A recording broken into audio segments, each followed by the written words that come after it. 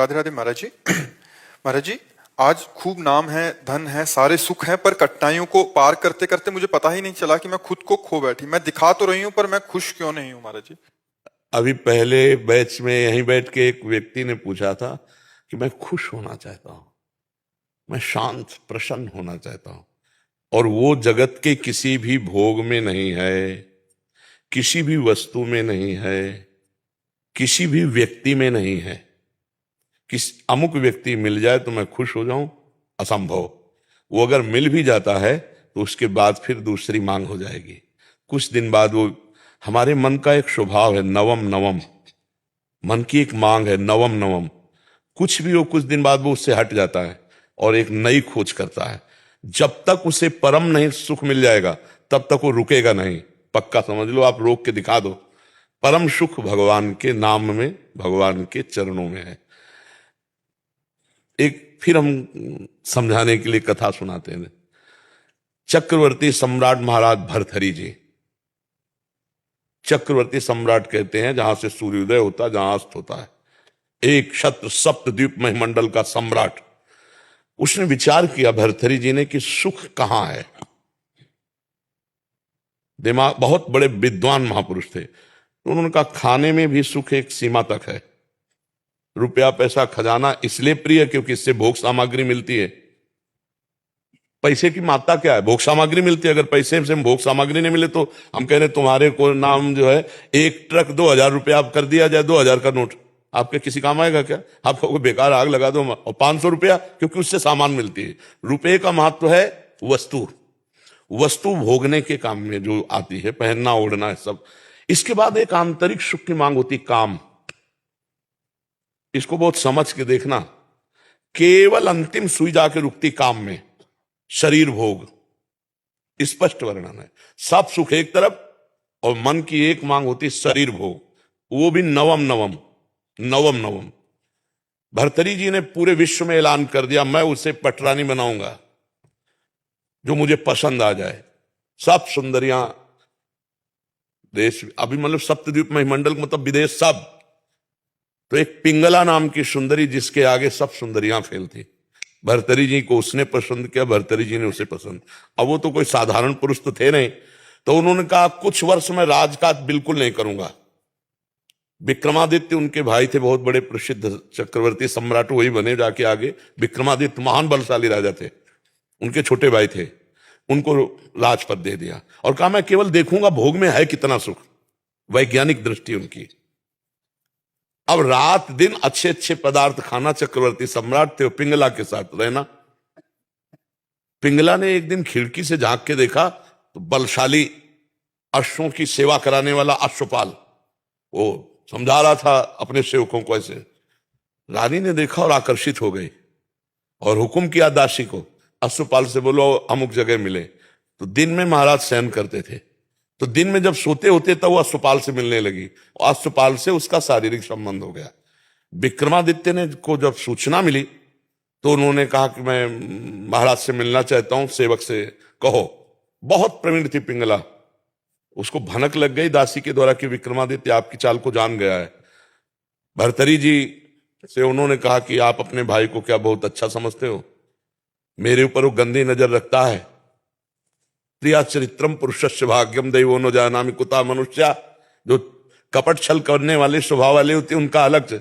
अब विक्रमादित्य ने कहा मैं भ्राताश्री से मिलना चाहता हूं, और उसने पहले ही क्लियर कर दिया। तो विक्रमादित्य के पास क्रोधित हो क्या, उनका मैं कभी नहीं समझता था तो ऐसी दृष्टि। तो उनका भैया हम जो बात बताना चाहे मैं समझ रहा हूं कि तू यही तो कहना चाहता ना पिंगला गलत है। तो उनका हाँ भाई गलत है हमारे पास। बोले तुम कितने सही, निकालो इसको।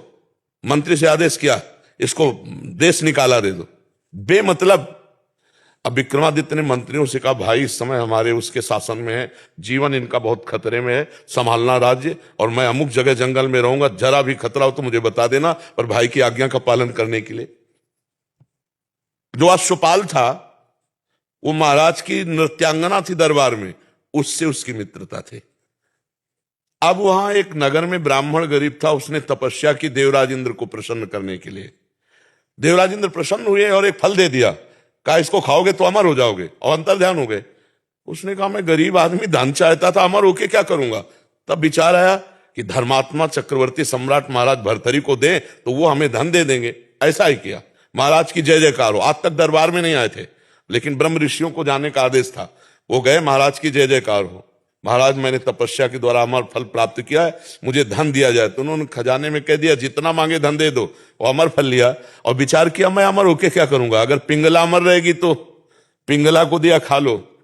पिंगला ने तुरंत विचार किया मैं अमर होके क्या करूंगी, अगर अश्वपाल जीवित रहेगा तो अश्वपाल को दे दिया। अश्वपाल ने सोचा मैं अमर होके क्या करूंगा, जो हमारी नृत्यांगना महाराज की है वो अमर हो जाए तो जब तक जीवित रहूंगा।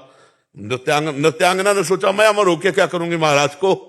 समझ रहे ना, देखो जब पोल खुली होती है तो मैं अब वो जो नृत्यांगना थी उसने मंत्री से प्रार्थना की कि महाराज से मैं मिलना चाहती हूँ।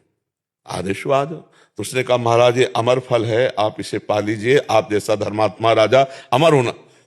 उनका ये सच्ची बता तुझे अमर फल कहां से मिला, क्योंकि तपस्या से ब्राह्मण ने प्राप्त किया, तू वैश्या तुझे कहां से प्राप्त।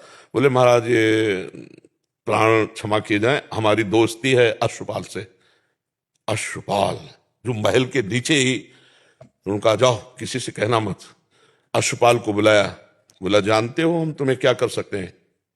तो कांप रहा था पहले से। बीच सभा में आरे से चिरवाएंगे अभी तुझे, और अगर तू सत्य बोल देगा तो तुझे क्षमा कर देंगे, बिल्कुल कोई दंड। बोले महाराज पिंगला जी ने दिया। क्यों, पिंगला से तुम्हारा क्या संपर्क। बोले विक्रमादित्य ठीक कह रहे थे, हमारा पिंगला से शारीरिक संबंध है। महाराज भर्तृहरि के होश उड़ गए। मुझ चक्रवर्ती सम्राट से वो खुश नहीं। पिंगला को बुलाया सभा में। आज सभा में उतर के गए, पूरी सभा लगी हुई थी। उनका देखो ब्राह्मण ने अमर फल दिया था, पिंगला ने खाया, मैं तलवार से इसे काटूंगा, ये मरेगी नहीं, जीवित हूं। अरे महाराज तो उनका सत्य बोल दे तो तुझे छोड़ दूंगा, नहीं तो अभी सूली पे चढ़वा दूंगा।